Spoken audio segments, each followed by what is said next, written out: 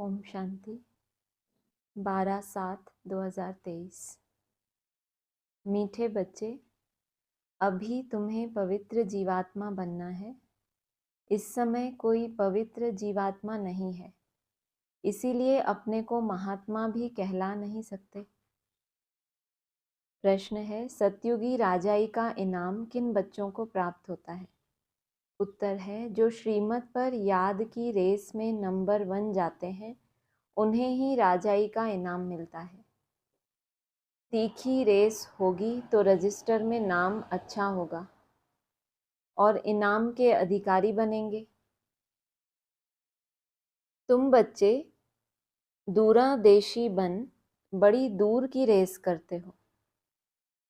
बड़ी दूर की माना बहुत दूर तक पहुंचना है, परम धाम तक पहुंचने की रेस करते हो। कौन पहले पहुंचे? 1 सेकंड में निशान तक यानी कि परम धाम तक पहुंच वापस लौट कर आते हो। तुम्हारी बुद्धि में है पहले हम मुक्ति में जाएंगे, फिर जीवन मुक्ति में जाएंगे। अभी हमें मुक्ति के लिए अलग से टाइम निकालना पड़ता है, प्रयास करना पड़ता है कि मुक्त स्टेज में जाएं, निसंकल्प स्टेज में जाएं। फिर क्या होगा? जीवन भी रहेगा, नेचुरल नेचर बन जाएगी। कौन सी अवस्था? मुक्ति की अवस्था। नेचुरल हो जाएगी, आपको ऐसे बहुत प्रयास नहीं करना पड़ेगा, सहज हो जाएगी। अभी जाना पड़ता है ना ऊपर, तो बीच बीच में बाबा टाइम निकालने का बोलते हैं, हर आधे घंटे में, 1 घंटे में, 2 मिनट, 3 मिनट। फिर आपका जीवन ही कैसा हो जाएगा? मुक्ति की स्टेज वाला। गीत है, हाँ, तुम्हारे जैसी रेस और कोई कर नहीं सकता। गीत है, आखिर वह दिन आया आज। ओम शांति। यह कौन जानते हैं कि आखिर वह दिन आया आज? बच्चे जानते हैं। आखिर वह दिन आया आज जो हम बाप के सम्मुख हुए हैं। आत्मा कहती है इस शरीर द्वारा,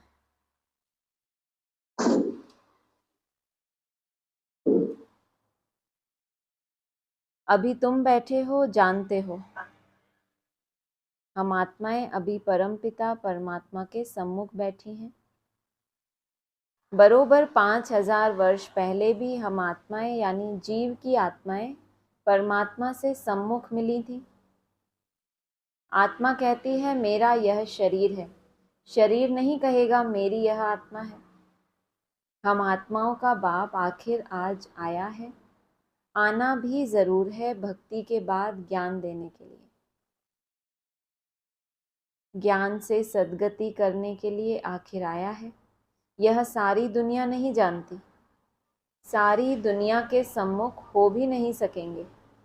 जिस बाप ने आदि में भक्ति से फाउंडेशन डाला, साक्षात्कार की लीला चलाई, भक्तों को भक्ति का फल दिया, अपने आने का परिचय दिया, वो आया था। तो फिर वो आखिर फिर आया है, क्या करने के लिए? भक्ति का फल देने के लिए। भक्ति के बाद अब ज्ञान देने के लिए भी वही बाप आया है फिर से। यह सारी दुनिया नहीं जानती, सारी दुनिया के सम्मुख हो भी नहीं सकेंगे। सारी दुनिया, ब्राह्मणों की सारी दुनिया भी नहीं जानती कि वो शिव बाप कैसे 3 मूर्तियों के द्वारा पहले भक्ति का फाउंडेशन डालता है, फिर ज्ञान देने आता है, फिर प्रैक्टिकल जीवन बनाने के लिए। तुम बच्चों को भी नंबरवार पुरुषार्थ अनुसार निश्चय है। पहले तो आत्मा निश्चय करते हैं, फिर निश्चय करते हैं कि हमारा बाप फिर से आया हुआ है। तुम समझते होंगे ऐसे सब निश्चय करते हैं, परंतु ऐसे भी नहीं है। यह ऐसा विचित्र है जो घड़ी घड़ी भूल जाता है। हम आत्मा हैं, परमपिता परमात्मा के सम्मुख हैं, यह भूल जाते हैं। यह तो दुनिया भी जानती है, पतित जीव आत्माओं को पावन बनाने परमपिता परमात्मा आते हैं। जीव आत्माएं आत्माओं को पवित्र बनाने नहीं आती।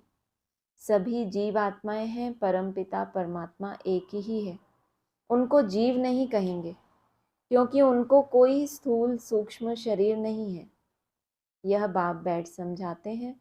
तुम जो भी नामधारी देखते हो, ब्रह्मा विष्णु शंकर का चित्र देखते हो, वे सूक्ष्म वतन में रहते हैं।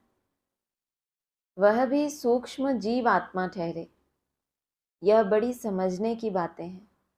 मनुष्य तो भल कहते हैं फलाना महात्मा है, परंतु पतित दुनिया में महात्मा आ कहाँ से सकते?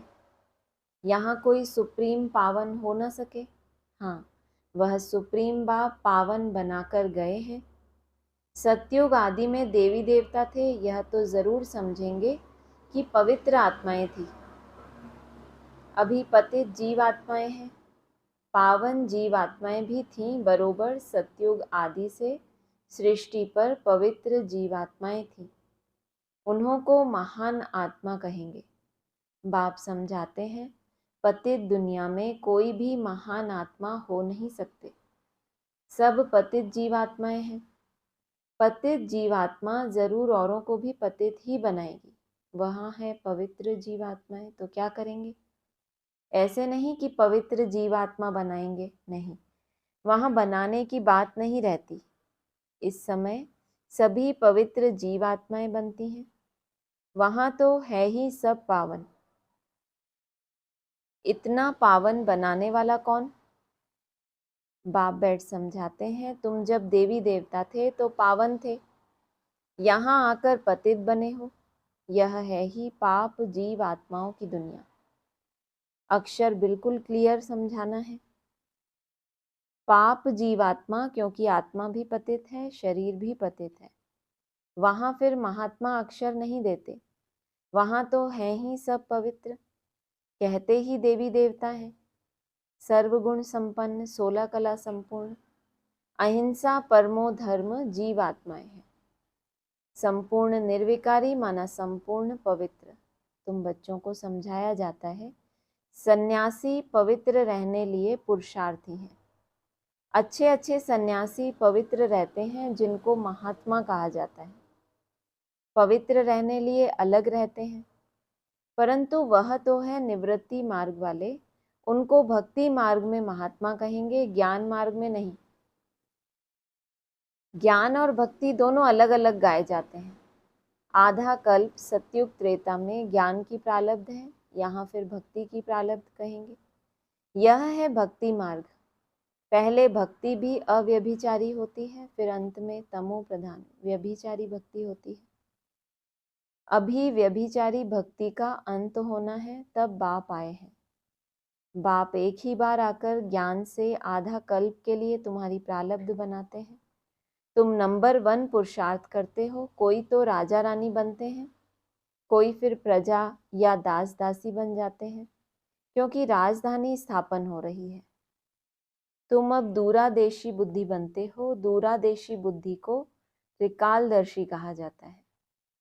जिन्हें तीनों लोकों तीनों कालों का ज्ञान है, उन्हें त्रिकालदर्शी कहा जाता है। तुम अब तीनों लोकों को जानते हो, मूल वतन, सूक्ष्म वतन, स्थूल वतन, 3 लोक हुए ना। तुम अब दूरादेशी बन गए हो। तुम्हारी बुद्धि आदि से अंत तक जाती है, नंबरवार पुरुषार्थ अनुसार। स्वयं का भी आदि, सृष्टि चक्र का भी आदि, पुरुषार्थ की आदि, पुरुषार्थ के अंत का क्या लक्ष्य है? बहुत से आदि और बहुत से अंत हैं। कोई कमज़ोर होते हैं जो रेस में पीछे रह जाते हैं। यह तो बहुत बड़ी दूरादेशी रेस है। आत्माओं की रेस कभी सुनी नहीं होगी। तुम आत्माएं जानती हो, हम स्टूडेंट हैं, हमारी ये रेस है। फलाने निशान तक पहुंचकर फिर लौटना है। तुम आत्माओं की यह बड़ी दूर की रेस है। बुद्धि जानती है, हम वास्तव में वहाँ के रहने वाले हैं। 1 सेकंड में हम वहाँ पहुँच जाएंगे, जीवन मुक्त बन जाएंगे। हम असल परमधाम के निवासी हैं। यथार्थ रीति बुद्धि जानती है, हम परमधाम जाएंगे फिर आएंगे। असल परमधाम के वासी होंगे, जो जहाँ का वासी होता है। फिर वो स्थान छूट भी जाए, लेकिन उसके अंदर वो कहीं ना कहीं संस्कार होता है। कोई भारतवासी होते हैं, विदेश में चले जाते हैं, लंबा समय विदेश में रहते हैं, लेकिन कहीं ना कहीं वो भारतवासियों का उनके अंदर किसी भी कोने में वो एक संस्कार होता है जो भारत में होता है।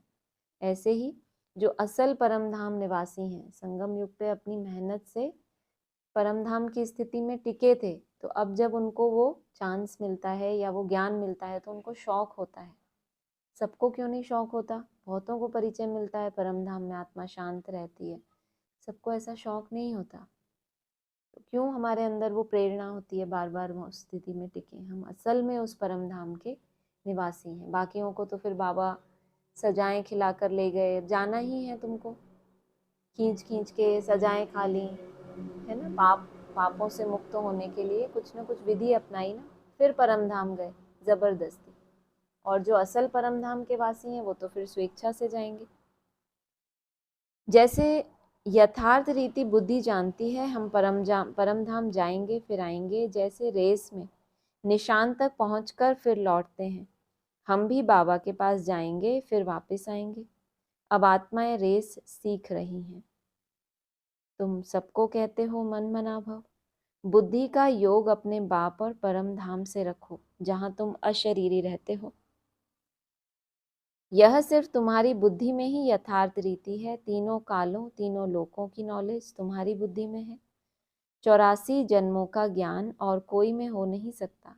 तुम जानते हो हमको इस छीछी दुनिया से, छीछी शरीर से मुक्त होकर जाना है। हम जा रहे हैं। बाप रोज यह रेस सिखलाते हैं, तुम्हारी रेस अविनाशी है। बाप को जितना जास्ती याद करेंगे उतना तुम्हारा रजिस्टर में नाम अच्छा रहेगा। कहेंगे इनकी बुद्धि की यात्रा बहुत तीखी है। यात्रा करने वाली आत्मा, उसकी भी यात्रा नंबरवार। याद से ही विकर्म विनाश होंगे, याद नहीं करते हैं तो विकर्म विनाश ना होने के कारण पिछाड़ी में रह जाते हैं। प्रजा या दास दासी बनना यह कोई प्राइज नहीं है। नर से नारायण, नारी से लक्ष्मी बनना, इसको इनाम कहा जाता है। बाप राजाई का इनाम देते हैं अगर उनकी मत पर चल दौड़ी लगाई तो। कोई तो 2 कदम भी दौड़ी नहीं लगाते हैं। अगर प्रजा वाले होंगे तो बिल्कुल कम दर्जा पालेंगे। यहाँ रहने वाले भी होंगे तो भी राजाई में बहुत कम पद पाएंगे।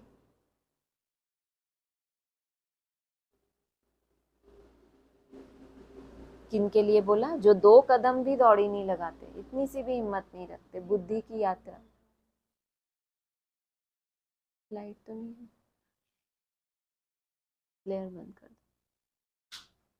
कोई जो 2 कदम भी दौड़ी नहीं लगाते, अगर प्रजा वाले होंगे तो बिल्कुल कम दर्जा पालेंगे। और यहाँ रहने वाले होंगे तो भी राजाई में होंगे लेकिन दर्जा बहुत कम पाएंगे। तुम्हारी कितनी विशाल बुद्धि हुई है। अब बेंगलोर मद्रास के बच्चे बैठे हैं, उन्हों को फिर मद्रासी भाषा में कोई बैठ समझाए। हमारी भाषा तो हिंदी है, कल्प पहले भी ऐसे समझाया होगा। कहेंगे भगवान सब भाषाएं क्यों नहीं जानते, परंतु ड्रामा में है नहीं। ड्रामा में होता तो मैं सब भाषाओं में भाषण करता। समझो भिन्न भिन्न भाषाओं वाले बैठे हों तो क्या हम सब भाषाओं में बैठ बोलूंगा क्या? अगर 4 स्टेट के लोग बैठे हैं तो बाबा क्या 4 भाषाओं में एक साथ बोलेंगे? तो एक भाषा चुनी। यह तो हो नहीं सकता। 1-2 को भी कहाँ तक सुनाएंगे, घमासान हो जाए। तो समझाना चाहिए। बाबा ने कल पहले जिस भाषा में समझाया था उसी भाषा में ही समझाते हैं। इसीलिए हिंदी का जोर है। अंग्रेजी भी जरूरी है क्योंकि इन्हों का कनेक्शन अंग्रेजों से जास्ती है। रशिया अमेरिका आदि की भाषा अपनी अपनी है। हैं एक ही धर्म वाले क्रिश्चियन, परंतु भाषाएं बहुत हैं। यहाँ भी हैं सब भारतवासी आदि सनातन देवी देवता धर्म वाले, परंतु अपने धर्म को भूल गए हैं। भाषाएं कितनी हो गई हैं, सब मिक्सचर है। जिसकी जो भाषा है उसमें फिर उनको सुनाना है। इसमें भी बड़ा होशियार चाहिए जो समझकर और समझाए। साथ ही ऐसा साथ लाना चाहिए जो एक्यूरेट समझा सके। यह है सबसे बड़ा चैतन्य तीर्थ। वह सब हैं जड़ तीर्थ। साधु संत महात्मा सब वहां जाते हैं, बहुत दूर दूर जाते हैं। जो भारत को पावन बनाकर गए हैं उन्हों के मंदिर में जाते हैं। यह भी समझने की बातें हैं ना। बाप कहते हैं झाड़ की टाल टालियां पत्ते, उसका विस्तार कितना समझाएं। तुम तो समझ गए हो यह छोटे छोटे टाल टालियां हैं। टाली में भी कितने पत्ते होंगे। अथाह मठपंथ है। तुम्हारा थुर तो कितना बड़ा होना चाहिए, कितने पत्ते होने चाहिए। आदि सनातन देवी देवता धर्म सतयुग से लेकर चला आया है तो हिंदू कितने होंगे, परंतु हिंदू भी नहीं रहे और धर्मों में कन्वर्ट हो गए हैं। यह है कल्प वृक्ष। शुरू में आदि सनातन देवी देवता धर्म वाले थे। हिंदू कहलाने वाले भी वास्तव में हैं आदि सनातन देवी देवता धर्म के, परंतु कन्वर्ट हो गए हैं। बाप कहते हैं मैं आकर फिर उस देवी देवता कहलाने वाले धर्म की स्थापना करता हूँ। जो कन्वर्ट हो गए हैं वही फिर से आकर वर्षा लेंगे। जब देवी देवता कहलाने वाला एक भी नहीं रहता तब ही बाप आते हैं, आकर समझाते हैं। तुम्हारे जड़ यादगार खड़े हैं। क्राइस्ट आते हैं तो उनके धर्म की चर्चा आदि होती नहीं। यहाँ तो अभी भी देवताओं के मंदिर आदि निशानी है। तुम्हारा जब राज्य होगा तो क्राइस्ट आदि का नाम निशान नहीं होगा। अभी भी बैगर रूप में घूम रहा है बेचारा। जब तुम्हारा राज्य हो जाएगा तो भी उसका कोई नाम निशान नहीं रहेगा, तो क्या राजाई पाई। तुम जानते हो यहाँ तो सभी का नाम निशान है। तुम जानते हो क्राइस्ट कब आया, क्रिश्चियन धर्म कैसे स्थापन हुआ। क्राइस्ट अब किस शरीर में होगा, जरूर पतित शरीर में ही होगा। खुद तो पावन था ना। तुम बच्चों की बुद्धि में सारा ज्ञान है, तुमको दूरादेशी बनाया है। हम आत्माएं कहाँ रहती हैं, कहाँ से आती हैं, यह किसी को पता नहीं है। रहने के स्थान को परमात्मा मान लिया है। वास्तव में आत्मा झूठी बनने से काया भी झूठी बन जाती है। साधु लोग कह देते हैं झूठी माया झूठी काया, बाकी आत्मा तो निर्लेप है। अपने मतलब की बात कह देते हैं। ऐसे क्यों नहीं कहते झूठी आत्मा की काया। माया को कह देते हैं, और काया माना शरीर भी झूठा, और क्या माया तो है ही झूठी। ये नहीं कहते कि झूठी आत्मा हुई इसीलिए उसका शरीर भी झूठा हुआ। माया झूठी नहीं, माया का जो प्रभाव पड़ा आत्मा के ऊपर, इससे आत्मा भी झूठी हो गई। काया को ही काई पर बिठाते हैं, यानी अर्थी पर बिठाते हैं। आत्मा को तो अर्थी पर नहीं बिठाते, अर्थी पर काया को बिठाया जाता है। आत्मा ने तो एक काया को छोड़ दूसरी काया में जाकर प्रवेश किया। यह समझ की बात है। कोई भी साधु संत आदि को तुम समझा सकते हो। यहाँ पतित दुनिया में कोई भी महात्मा नहीं। महान आत्माओं को पावन आत्मा कहा जाता है, तो शरीर भी पावन चाहिए। यह है ही आयरन एज्ड। परंतु कन्या जब तक विकार में नहीं गई है तो पूजी जाती है। पवित्रता के लिए ही पुकारते हैं, आकर के हमको पवित्र बनाओ। जबकि पुकारते रहते हैं तो तुम उनको महान आत्मा कैसे मान सकते हो। महात्मा तो कोई है नहीं। यह है विचित्र परमपिता परमात्मा। तुम जानते हो हम जो पावन जीव आत्माएं देवी देवता थीं अभी पतित बनी हुई हैं, धर्म भ्रष्ट है। क्रिश्चियन लोग अपने धर्म को जानते हैं, झट कहेंगे हम क्रिश्चियन हैं। तुम ऊंचते ऊंच धर्म वाले अपने धर्म को भूल गए हो। भूल जाने से धर्म भ्रष्ट कर्म भ्रष्ट बन पड़े हो। तुम श्रेष्ठाचारी थे, अब रावण ने भ्रष्टाचारी कर दिया है। यह अर्थ भी तुम समझ सकते हो। तुम बच्चे अभी अपनी भविष्य ऊंच तकदीर बनाने के लिए धारणा कर रहे हो। श्रीमत का उल्लंघन करने से तकदीर को लकीर लग जाती है। यह भी भूल जाते हैं कि श्रीमत देने वाला बाप है। तो आखिर वह दिन आया आज, यह तुम जानते हो। सभी एक्यूरेट नहीं जानते, अंत में जानेंगे जब पूरे समझ जाएंगे। अभी तो घड़ी घड़ी भूल जाते हैं। मुश्किल कोई सच बतलाते हैं, झूठ बोलने में देरी नहीं करते। माया अच्छे अच्छे रुस्तम बच्चों को थप्पड़ लगा देती है। बाप तो सब जानते हैं, बतलाते हैं।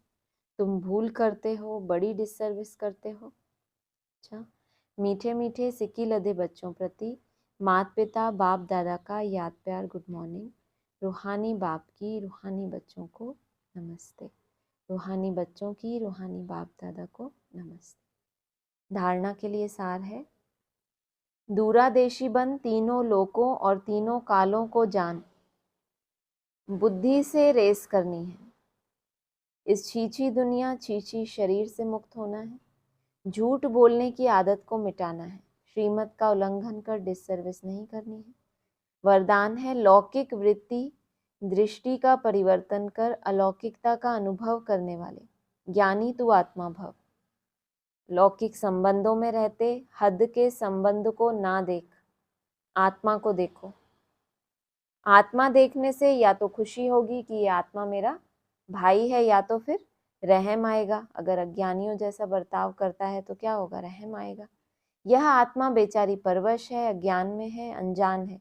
मैं ज्ञानवान आत्मा हूँ तो उस अनजान आत्मा पर रहम कर अपनी शुभ भावना से बदल कर दिखाऊंगी। अपनी वृत्ति और दृष्टि को बदलना ही अलौकिक जीवन है।